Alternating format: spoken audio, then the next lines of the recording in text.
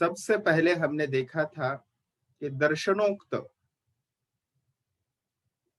इन पंचमहाभूतों की उत्पत्ति किस पद्धति से हुई है, उसको हमने जाना था। और उसमें भी विशेषतया हमने मेरे ख्याल से पहले देखा था हमने तैत्तिरीय उपनिषद, फिर सांख्य दर्शन, योग दर्शन एवं न्याय दर्शन। इनके अनुसार पंच महाभूतों की उत्पत्ति किस प्रकार से होती है उसको हमने जाना था।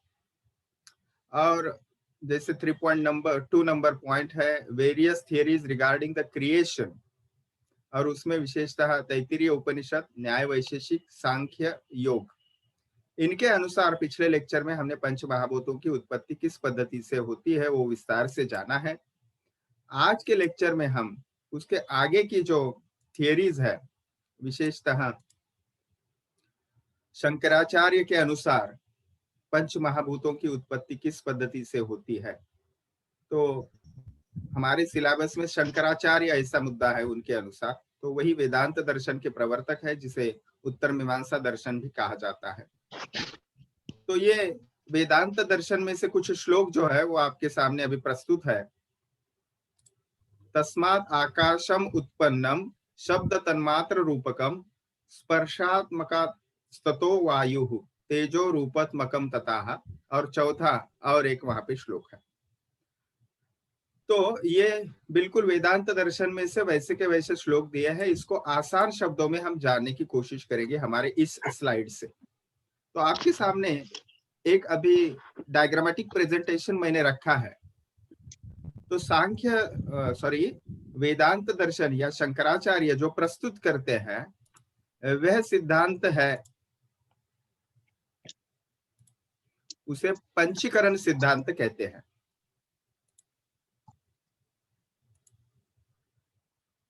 पंचीकरण सिद्धांत यानी क्या है? मुझे म्यूट करना पड़ रहा है, आप सभी को रिक्वेस्ट है जिनके माइक ऑन है प्लीज अपने माइक म्यूट करें चेक करके।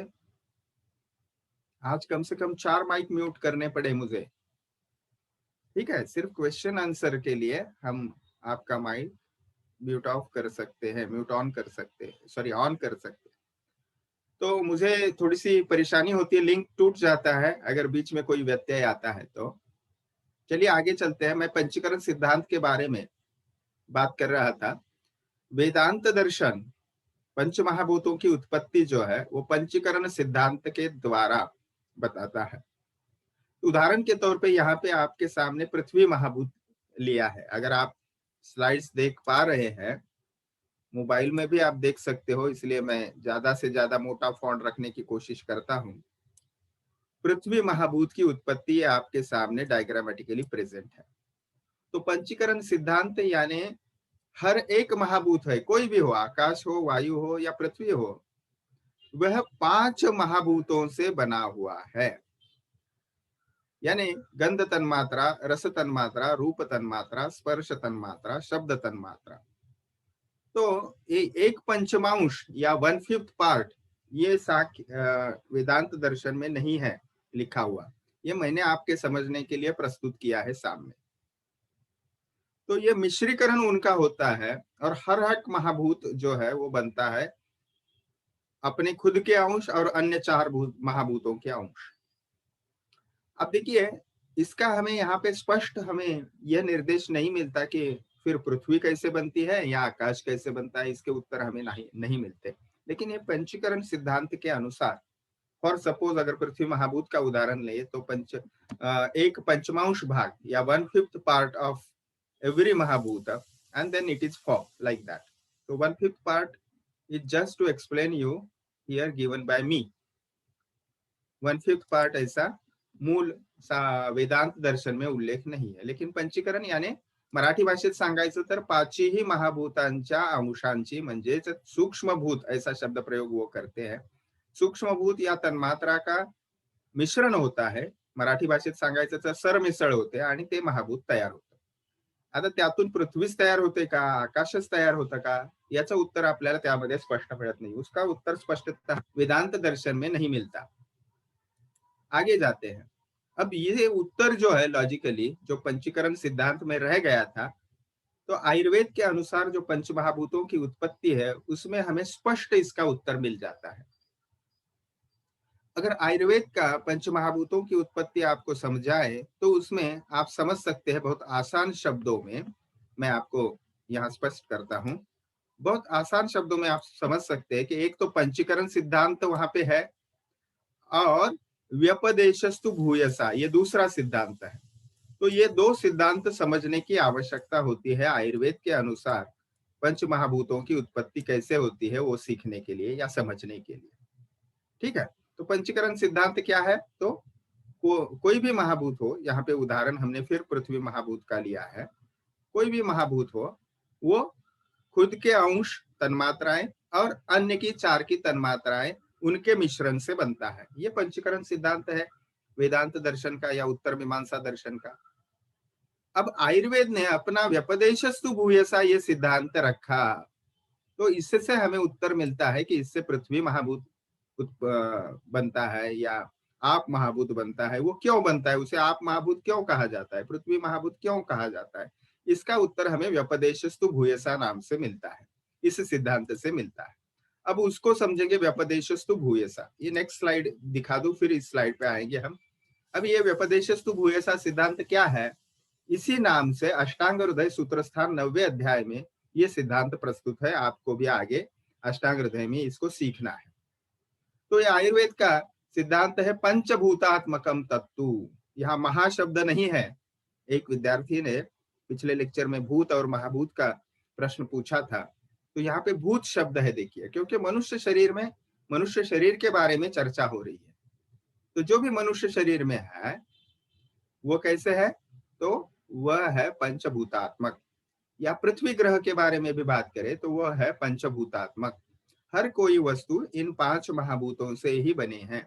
तो these are the 5 fundamental elements of the universe as well as earth planet as well as the human body, because human body is unit of this universe. Okay, तो आगे इस अष्टांग हृदय सूत्र स्थान के 9वें अध्याय में शब्द आता है तत्तुक्ष्मामधिष्ठाय जायते अंबु योनि अग्नि पवन नभसाम समवायताः तन्निवृत्ति विशेषश्च व्यपदेशस्तु भूयसा। ठीक है, तो ये क्या स्पष्ट करता है हमें? देखिए, क्ष्म क्ष्म जो है वो पृथ्वी महाभूत है। तो मैं थोड़ा सा पेन यूज करता हूं आपको समझने के लिए। क्ष्म यानी पृथ्वी महाभूत। ठीक है, तो सॉलिडिटी एज इट्स सबस्ट्रेटम। तो पृथ्वी महाभूत और अंबु महाभूत यानी आप महाभूत, ये दो जो है वो क्या है? आधार बताए हैं। और आगे क्या है? ये योनि है। पृथ्वी महाभूत और अंबु यानी आप महाभूत या जल महाभूत जो है वो योनि है यानी उत्पत्ति स्थान है। किसके लिए? अग्नि, पवन और नभ यानी अग्नि महाभूत या उसे तेज महाभूत भी कहते हैं, पवन यानी वायु महाभूत और नभस यानी आकाश महाभूत। ठीक है, और ये व्यपदेशस्तु भूयसा शब्द यहाँ आ रहा है। इससे क्या होता है? अगर आप अंग्रेजी में यहाँ पे नीचे जो लिखा हुआ है उसको अगर समझेंगे, with their intimate and inseparable combination, it's the identification or the designation is decided by the predominance of a particular element in द्रव्य। तो ये सेंटेंस हमें यहाँ पे ये शब्द महत्वपूर्ण है। अभी पिछले स्लाइड को हम समझेंगे। ठीक है, जो हमने देखा था व्यपदेशस्तु भूयसा सिद्धांत यानी क्या है? जो जिसका प्रोविडोमिनेंस, व्यपदेश करना यानी उल्लेख करना या उसको नाम देना या नाव देने, भूयसा यानी जिसका डोमिनेंस है, जिसका आधिक्य है, जो अधिक प्रमाण में है, जे जास्त असतं त्याच्या नावाने उल्लेख केला जातो। आता आपण ऑनलाइन लेक्चर मध्ये आहोत, पण मी नेहमी उदाहरण देतो, अगर आपका सामने क्लासरूम है, 50 बच्चे उसमें है फर्स्ट ईयर स्टूडेंट्स, तो उसमें ज्यादा से ज्यादा अगर महिला स्टूडेंट्स है तो ये महिलाओं की क्लासरूम है, ये उदाहरण दिया जाता है या मैं देता हूं। यानी उसमें लड़के या पुरुष विद्यार्थी जो है वो कम है, इसलिए उनका उल्लेख नहीं किया जाएगा। वो उल्लेख क्या किया जाएगा? व्यपदेश यानी उल्लेख किया जाएगा, नॉमेनक्लेचर किया जाएगा भूयसा यानी जिसका अधिक्य है। ठीक है, तो जैसा और एक मैं सिंपल एग्जांपल देता हूं जो हम व्यवहार में भी इस्तेमाल करते हैं। गेहूं के राशि में या गेहूं का अगर वहां पे पड़ा हुआ समझो 10 किलो गेहूं है और उसमें कुछ कंकड़ भी होते हैं, लेकिन हम ऐसा नहीं उल्लेख करते वहां पे कि ये गेहूं और कंकड़ है। हम वहां पे बोलते हैं कि ये गेहूं है, बिकॉज व्यपदेशस्तु भूयसा। ओके, यानी जो अधिक्य होता है उसका ही उल्लेख किया जाता है। तो पंचीकरण यानी क्या हुआ फिर? ये गंध तन्मात्रा है, शब्द तन्मात्रा है, स्पर्श है, रूप है, रस है, ये सभी तन्मात्राएं उसमें है। लेकिन इसको हम पृथ्वी महाभूत ये नाम क्यों देंगे? क्योंकि इसमें गंध तन्मात्रा का अधिक्य है, 1/2 भाग गंध तन्मात्रा का है। देखिए, उसी महाभूत सूक्ष्म महाभूत तन्मात्रा का आधा भाग, और जो शेष 4 भूत है या तन उनके अंश 1/8 प्रत्येकी। तो शब्द तन्मात्रा 1/8 पार्ट, स्पर्श तन्मात्रा 1/8 पार्ट, रूप तन्मात्रा 1/8 और रस तन्मात्रा 1/8। लेकिन इसमें गंध तन्मात्रा वो आधा यानी अधिक्य उसका प्रीडोमिनेंस होने के कारण इसको हम क्या कहेंगे? पृथ्वी महाभूत कहेंगे।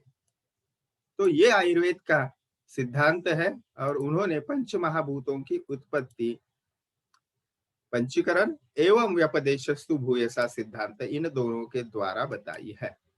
ठीक है, तो ये आपने जाना। आगे हमारा मुद्दा है कि पंच महाभूतों की उत्पत्ति सिलेबस में चरक और सुश्रुत महर्षि के द्वारा कैसे होती है। ठीक है, तो एक तो मैंने इन जनरल आपको वहां पे बता दिया आयुर्वेद किस पद्धति से उत्पत्ति बताता है। ये उसका दूसरा और डिटेल ग्रंथ के अनुसार एस्पेक्ट है। ग्रंथ के अनुसार एस्पेक्ट में सबसे पहले इस लेफ्ट साइड का जो आर्म है इस फ्लो चार्ट में, तो चरक महर्षि के द्वारा उत्पत्ति कैसे होती है। तो सांख्य दर्शन का हमने देखा है डिटेल में, आपको याद है? कोई बताएगा आप में से सांख्य दर्शन की उत्पत्ति? सांख्य दर्शन के अनुसार महाभूतों की उत्पत्ति कैसे होती है? यहाँ पे स्लाइड है। तो पुरुष और प्रकृति के सानिध्य से वो इकट्ठा होके महत्त्व उत्पन्न होता है, फिर अहंकार, और फिर अहंकार त्रिविध है इस पद्धति से। तो यहाँ पे पुरुष और प्रकृति, और ये कितने हमने गणना की थी पिछले लेक्चर में भी, तो ये तत्व कितने हैं? 25 तत्व है। Yes 25, thank you. तो यहाँ पे भेद है। देखिए, आयुर्वेद के अनुसार चरक महर्षि अपनी चरक संहिता में शारीर स्थान में ये स्पष्ट उल्लेख यहाँ पे करते हैं कि उन्होंने प्रकृति और पुरुष ऐसे तत्व न बताते हुए अलग से उन्होंने क्या किया? सिर्फ एक तत्व बताया, अव्यक्त। फिर अव्यक्त तत्व उन्होंने नाम दिया। शारीर स्थान का जब अभ्यास हम चरक पूर्वार्ध विषय में करेंगे तो उसको और डिटेल में समझेंगे। अव्यक्त तत्व है, उन्होंने प्रकृति और पुरुष को इकट्ठा बता दिया, उससे महत या महान तत्व उत्पन्न होता है। फिर अहंकार जिसे बुद्धि भी कहते हैं, फिर पंचतन मात्राएं। ठीक है, यहाँ पे पूरा 25 तत्वों का उन्होंने गणना नहीं की है, जितना आवश्यक है उतना ही यहाँ पे दिया है। फिर पंचतन मात्रा शब्द स्पर्श रूप रसगंध, और उनमें से पंच महाभूतों की उत्पत्ति होती है, एकादश इंद्रियों की उत्पत्ति होती है।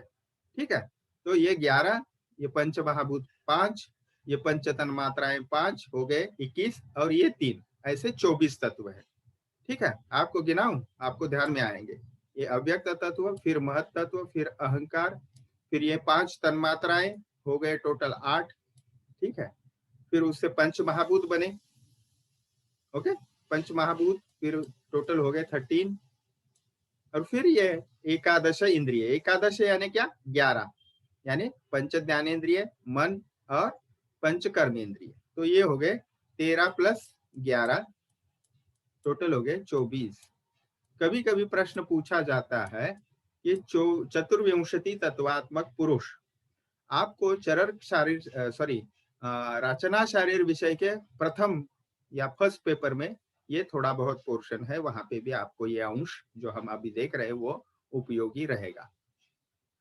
तो ये चरक महर्षि इस पद्धति से चतुर्विंशति तत्वात्मक पुरुष बता के सृष्टि उत्पत्ति और पंच महाभूतों की उत्पत्ति, क्योंकि यहाँ पे पंच महाभूत ये शब्द है, ठीक है ना, कैसे उत्पत्ति होती है वो उन्होंने बताया। तो चरक महर्षि के अनुसार पंच महाभूत, अगर कोई पूछेगा उत्पत्ति तो आपको ये लिखना है, ये पूरा जो फ्लो चार्ट है, ये फ्लो चार्ट भी आपको बनाना है और शब्दशः भी आपको लिखना है।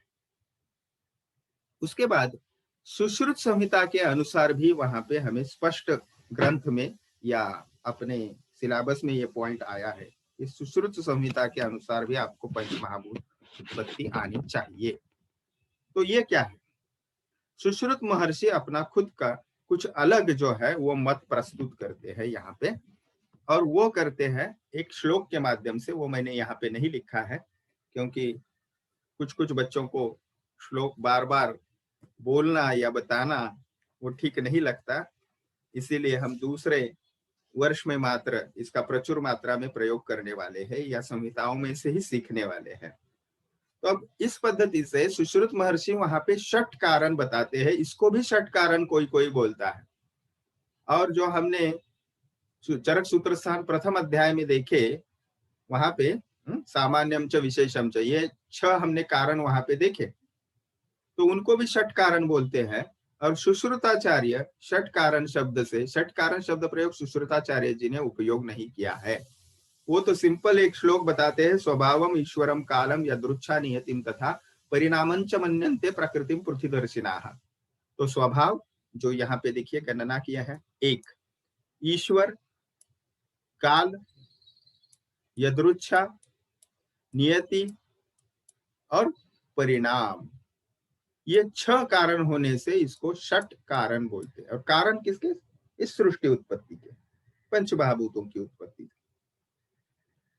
तो इस पद्धति से उन्होंने पहले प्रकार से पंचमहाभूतों की उत्पत्ति या सृष्टि की उत्पत्ति बताई सुश्रुताचार्य जी ने। षट कारण या स्वभाव, ईश्वर, काल, यदृच्छा, नियति और परिणाम। किसी अन्य लेक्चर में हम इसको डिटेल में अभ्यास करेंगे इस श्लोक का, विशेषतः शारीर स्थान में रचना शारीर विषय के प्रथम पेपर में आपको ये विस्तार से आते हैं। उसके आगे अब दूसरे प्रकार में या दूसरे जगह पे वो अहंकारिक यानी भौतिकानि च इंद्रियानि, इस पद्धति से भौतिकानि च इंद्रियानि ये शब्द प्रयोग चरकाचार्य जी का है। सुश्रुताचार्य जी भी अहंकारिक, यानी यहाँ पे देखिए आप, तमस अहंकार से राजस अहंकार की सहायता से, ये एरो जो है ये उल्टे होने चाहिए इस पद्धति से, ओके, और वो इकट्ठा आके ये भी इस पद्धति से पंच तन्मात्राएं उत्पन्न होती है और उससे पंच महाभूत उत्पन्न होते हैं। यानी उन्होंने जो फॉलो किया है वो सांख्य दर्शन को फॉलो किया है, ऐसा हम कह सकते हैं, ठीक है। उन्होंने प्रकृति पुरुष इतना लंबा गए नहीं जितना आवश्यक है, क्योंकि हमारे शास्त्र का प्रयोजन क्या है, आयुर्वेद शास्त्र का स्वास्थ्य रक्षण और आतुर व्याधि परिमोक्ष, इसलिए ओके। तो ये पूरा जो है इसको सांख्य ना बताया, ये जो है ये सांख्य दर्शन का वर्णन नहीं है, ये केवल यहाँ पे ये जो अहंकारिक है ये एरो भी कट कर दीजिए, ठीक है। जो जिसने किसने ये एनोशन या लिखा है वो समझ ले कि ये नीचे वाला पोर्शन, ये पहले प्रकार से सुश्रुताचार्य पंच महाभूतों की उत्पत्ति बताते हैं, ये दूसरे प्रकार से बताते हैं। तो ये एरो निकाल दीजिए तो ये कंफ्यूजन जो है आपका दूर हो जाए। तो सुश्रुताचार्य जी जो है वो सांख्य दर्शन को इस पद्धति से फॉलो करते हैं।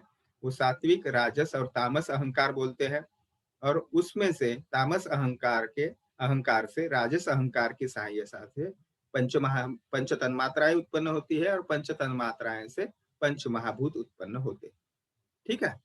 तो आशा है ये आपको अच्छे से समझ में आया होगा, क्योंकि चरकानुसार सृष्टि उत्पत्ति या चरकानुसार पंच महाभूत उत्पत्ति या पंचभूत उत्पत्ति ऐसा शब्द प्रयोग आ सकता है। ऐसे क्यों हमेशा पूछे जाते हैं। सुश्रुताचार्य जी के अनुसार अगर आए तो आपको ये दो चीजें लिखना आवश्यक हो जाएगा, एक तो ये षट कारण और दूसरे प्रकार से फिर अहंकार से कैसे आगे पंच महाभूतों की उत्पत्ति होती है। ओके, तो ये हो गया उसका कंसाइज। चरक संहिता चतुर्विंशति तत्व बताता है, सुश्रुत संहिता वैसे के वैसे सांख्य दर्शन के अनुसार पंचविंशति बताता है, और सांख्य दर्शन ने तो पंचविंशति बताया ही है। ठीक है, और सुश्रुताचार्य जी स्वभाव, ईश्वर, काल, यदृच्छा, नियति, परिणाम, इस 6 कारण भी सृष्टि उत्पत्ति के बताते हैं।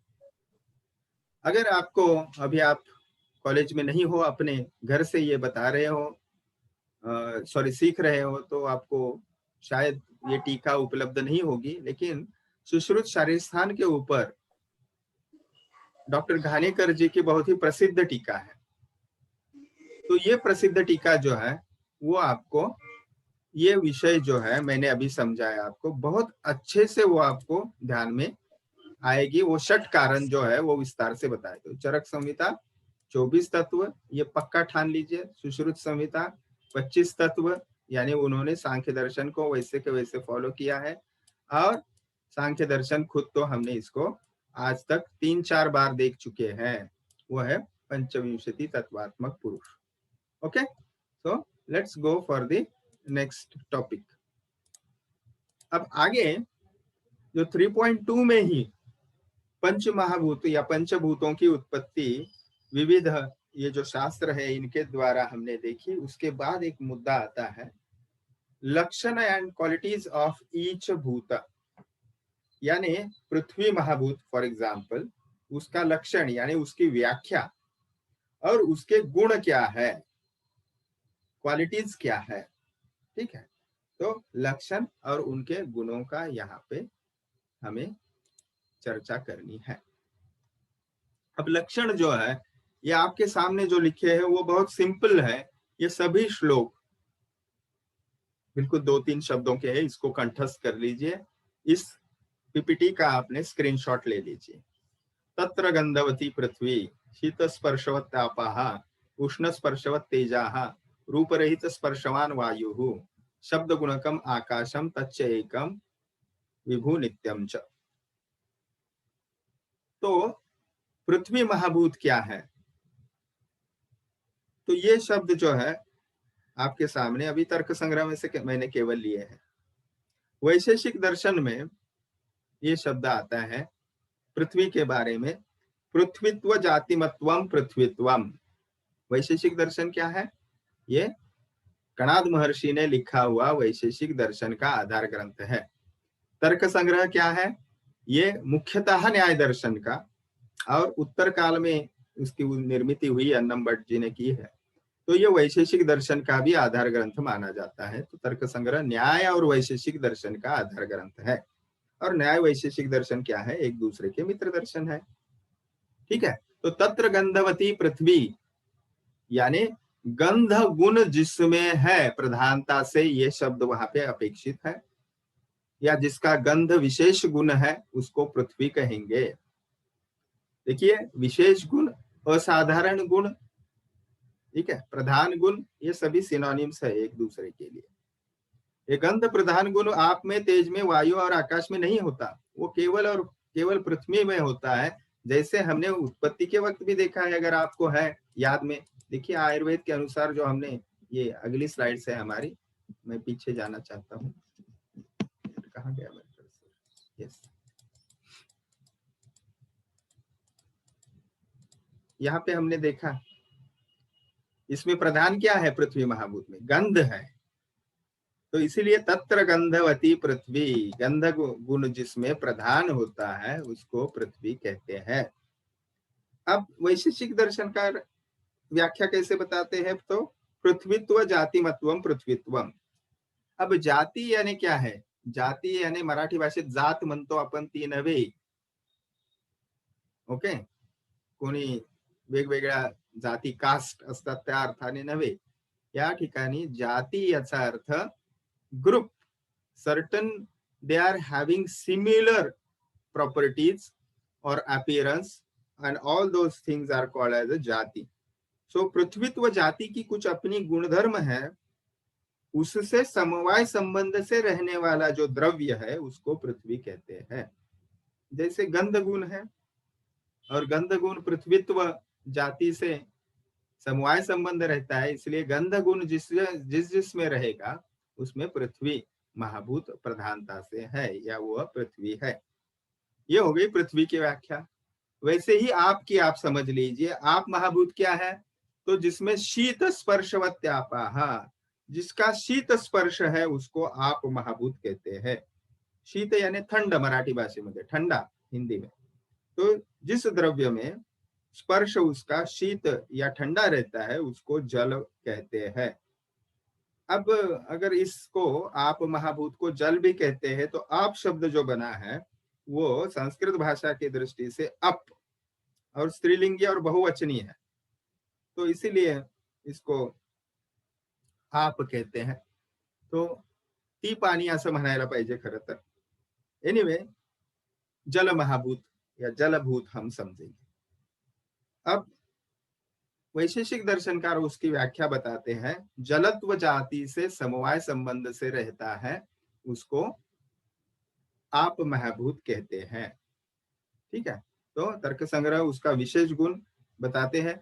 अब आप बोलोगे कि जल जो है या पानी जो है उसको अगर गर्म करें तो उसमें कहाँ शीतत्व रह जाता है, तो इसलिए आपने समझने की आवश्यकता है। मैं उसको अभी आपको समझा देता हूँ। एक सिंपल एग्जाम्पल जल के लिए हम देंगे यहाँ पे कि गुण जो होते हैं वैशेषिक दर्शनकार बताते हैं वह है सांसिद्धिक। शब्द प्रयोग आप ध्यान में रखिए, पारिभाषिक शब्द है अपने इस पदार्थ विज्ञान का, सांसिद्धिक। और दूसरा होता है नैमित्तिक। दूसरा क्या है? नैमित्तिक। अब देखिए, सांसिद्धिक यानी जिसमें स्वभावता उसके नेचुरल प्रॉपर्टीज हम कहेंगे, और ये मैनमेड प्रॉपर्टीज है। अब जल के बारे में ही अगर हम उदाहरण देखें तो जल की सांसिद्धिक यानी नैसर्गिक प्रॉपर्टी क्या है? शीत है। लेकिन उसको नैमित्तिक हमने समझो उसको गैस पे चढ़ाया या हीटर हमने यूज किया, और उसी जल को हम स्नान के लिए जिस पद्धति से उष्ण जल का प्रयोग करते हैं उष्ण कर दिया, तो ये नैमित्तिक प्रॉपर्टी है, सांसिद्धिक नहीं है जल की या पानी की। क्योंकि कुछ देर बाद उसको वैसे ही अपने बाल्टी में अगर हमने बकेट में रख दिया गर्म पानी, तो कुछ देर बाद वो अपने खुद के जो गुणधर्म है शीत, उस गुणधर्म पे आ जाएगा। इसीलिए उसको सांसिद्धिक और नैमित्तिक इस पद्धति से हमने समझना चाहिए। और वैसे ही पृथ्वी महाभूत जो है वो घन होता है, सॉलिड होता है, लेकिन उसका गुण क्या है? घनत्व या सॉलिडिटी या स्थिर। लेकिन ये उसका सांसिधिक गुण हुआ। नैमित्तिक उसमें क्या हो जाता है? द्रवत्व आता है नैमित्तिक उसमें। जैसे मोम या लाख, मोम जो है, वैक्स जो है, मोमबत्ती आप एग्जांपल लीजिए, उसको अगर गर्म किया तो कुछ समय के लिए वो पतला हो जाता है, तो द्रव गुण जो है वो नैमित्तिक आता है उसमें। लेकिन उसको फिर हमने उसका गर्म जिससे बनाया उसको अगर हम बाजू में रख दे, ठंडा उसको होने दे, फिर वो घना हो जाता है। वैसे ही आप महाभूत देखिए, आप उसमें हमने गर्म का तो देखा, उष्ण गुण उसमें नैमित्तिक आता है। वैसे ही आप महाभूत का भी नैमित्तिक गुण आप देख सकते हैं, उसमें घनत्व भी आता है जैसे बर्फ। ओके, तो उष्ण गुण और घन गुण जो है वो आप महाभूत में नैमित्तिक है। तो इस पद्धति से हमने पदार्थ विज्ञान या दर्शन शास्त्रों की भाषा में हमने इसके गुण भी जाने, सांसिद्धिक और नैमित्तिक। सांसिद्धिक यानी नेचुरल, नैसर्गिक पद्धति से उसमें जो प्रॉपर्टीज होती है, और नैमित्तिक यानी कुछ कारण से उसमें कुछ समय के लिए वो प्रॉपर्टीज आ जाती है, तो उसको नैमित्तिक कहते हैं। ठीक है, तेज महाभूत का अपना खुद का लक्षण है, जैसे उष्ण स्पर्शवत तेजाह, यानी जिस महाभूत का या जिस द्रव्य का स्पर्श उष्ण होता है उसे तेज महाभूत या अग्नि महाभूत कहते हैं। और वैशेषिक दर्शनकार बताते हैं, विशेषता प्रशस्त पाद जी, तेजत्वाभिसंबंधा तेजाह, यानी तेजत्व जाति से जो समवाय संबंध से रहने वाला द्रव्य है, तेजत्व जाति के जो भी गुणधर्म उसमें होने चाहिए उसको तेज महाभूत कहते हैं। ठीक है, तो तेज महाभूत जो है इस पद्धति से उसने हमने जाना है। आगे है वायु महाभूत। वायु महाभूत के जो है वो अपने लक्षण यहाँ पे तर्क संग्रहकार बताते हैं, रूप रहित स्पर्शवान वायु। रूप रहित यानी उसको हम देख नहीं सकते, लेकिन स्पर्शवान, स्पर्श से उसको हम जान सकते हैं। जो रूप रहित है यानी उसका कोई स्वरूप या आकृति हम नहीं देख सकते, इनविजिबल है, लेकिन स्पर्श से हम उसको जान सकते हैं, हमें उसका ज्ञान होता है। ऐसे द्रव्य को वायु महाभूत या वायु कहते हैं। ऐसे तर्क संग्रहकार बहुत स्पष्ट व्याख्या करते हैं, लक्षण या व्याख्या या डेफिनेशन। वही प्रशस्तपाद जी कहते हैं, वायुत्वाभिसंबंधात वायु, वायुत्व जाति से जो समवाय संबंध से रहता है उसे वायु महाभूत कहते हैं या वायु कहते हैं। अब पांचवा महाभूत है आकाश। तो आकाश के बारे में तर्क संग्रहकार बताते हैं, शब्द गुणकम आकाशम तच्च एकम विभु नित्यम च। तो शब्द जिसका विशेष गुण है या गुण है वह है आकाश महाभूत। और इसी को आगे उन्होंने जोड़ा है, वो क्या है, एक ही है, ये अनेक नहीं हो सकते। वायु, तेज, आप, पृथ्वी, इनका कारण रूप संख्या, इनकी जो है कारण वह एक ही है, लेकिन कार्य रूप संख्या असंख्य है। लेकिन आकाश महाभूत जो है, हमने अगर आपको याद है वैशेषिक दर्शन में इसको देखा था, यह अमूर्त द्रव्य है, इसके परमाणु नहीं होते, इसकी उत्पत्ति भी नहीं बताई है आकाश महाभूत की वैशेषिक दर्शन में, क्योंकि उनके परमाणु होते नहीं, इसलिए वो विभु और नित्य है, यानी अनादि अनंत, उसकी उत्पत्ति है नहीं, विनाश होगा नहीं, ऐसा द्रव्य है आकाश महाभूत। और वो विभु, विभु शब्द संस्कृत भाषा में क्या बताता है हमें, परिमाण बताता है। परिमाण यानी यूनिट, उसको हम उसकी मोजदाद हम कर सकते हैं, मोजमाप अपन त्याचं करू शकतो, उसको हम गिन सकते हैं, माप सकते हैं। तो वो है उसके विपरीत विभु परिमाण, यानी क्या है, उसको हम उसकी मोजदाद नहीं कर सकते। कितना चौरस मीटर लंबा है, कितना किलोमीटर फैला हुआ है आकाश, नहीं बता सकते, कितना स्क्वायर किलोमीटर है, और उसकी संख्या कितनी है, एक, क्योंकि उसका कारण और कार्य उसमें है ही नहीं, उसकी उत्पत्ति और विनाश नहीं है, इसीलिए उसकी संख्या बताई है एक। तो संख्या गुण है, विभु परिमाण गुण है, और नित्य भी है जो वो गुण ही है। ठीक है, तो हम क्या देख रहे हैं, लक्षण और शब्द प्रयोग हमारे इसमें क्या किया है सिलेबस में, लक्षण and qualities. So qualities is nothing but the properties और द गुण। ओके, सो इसी भाषा को अगर हम समझे, इसे आकाश महाभूत के प्रशस्तपाद जी जो बताते हैं, वैशेषिक दर्शन के वो टीकाकार है, शब्दत्वाभि संबंधात आकाशः, यानी शब्दत्व जाति से समवाय संबंध से जो द्रव्य रहता है उसे आकाश महाभूत या आकाश द्रव्य कहते हैं। तो ये हो गए पंच महाभूतों के लक्षण या कैरेक्टरिस्टिक्स। अभी सॉरी, लक्षण या उनकी व्याख्या या डेफिनेशन। अब क्वालिटीज देखेंगे हम। इस पंच महाभूतों के जो क्वालिटीज है उनको हम आगे अब समझने की कोशिश करेंगे। इनको संक्षिप्तः देखेंगे और आपको फिर समय अवधि अगर शेष रहता है तो उसका विस्तार देखिए। तो आपके सामने अभी देखिए, आकाश, वायु, तेज या अग्नि, जल या इसे आप भी कहते हैं, ऐसे आपके सामने ये तालिका है। तो अग्नि को ही क्या कहते हैं, तेज। ओके, जल को ही आप कहते हैं।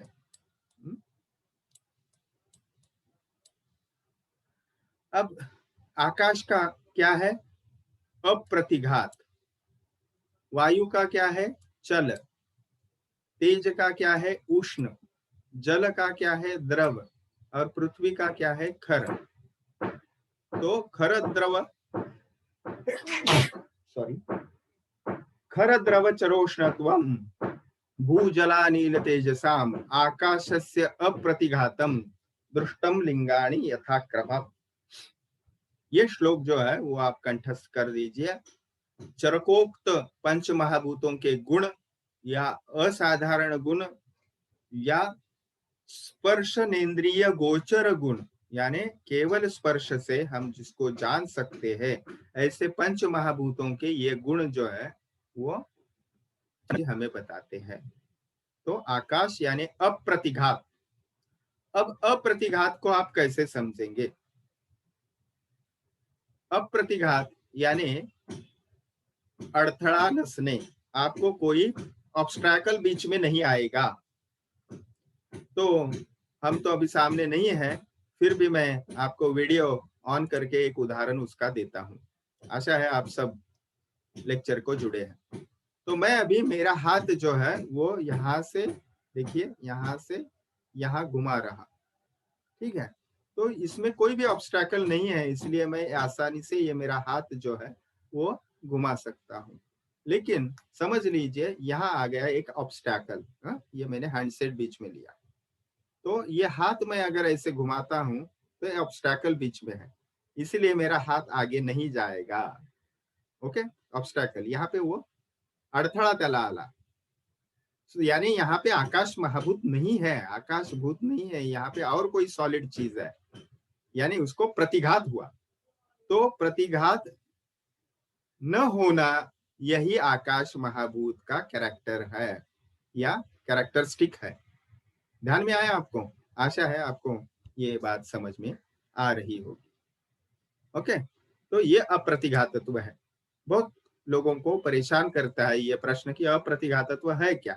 तो अनऑब्स्ट्रक्टेबिलिटी, that is the free flow of my hand was there, so that's why आकाश महाभूत is there।